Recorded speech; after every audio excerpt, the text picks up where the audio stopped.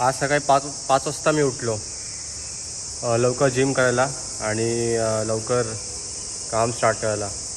तुला माहिती आहे का, जेव्हा मी रात्री लवकर झोपायला गेलो ना, माझ्या माइंडमध्ये एक थॉट आला की अरे यार, मी एवढ्या लवकर का झोपतो आहे. म्हणजे मी 8 वाजताच मी लॉग ऑफ केलं आणि मी 9 वाजता जेवलो आणि 10:30पर्यंत मी झोपायला गेलो.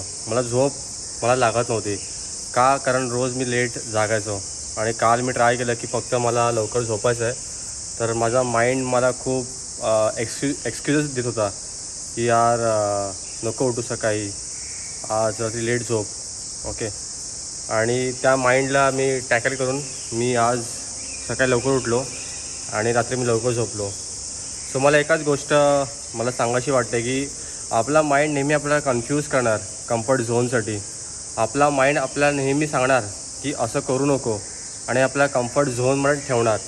पण आपल्याला काय करायचं आहे, आपल्याला त्या कम्फर्ट झोनला तोडून आपल्याला जो गोल आहे, जो आपल्याला अचीव करायचा आहे, त्याच्यावर फोकस करायचा आहे.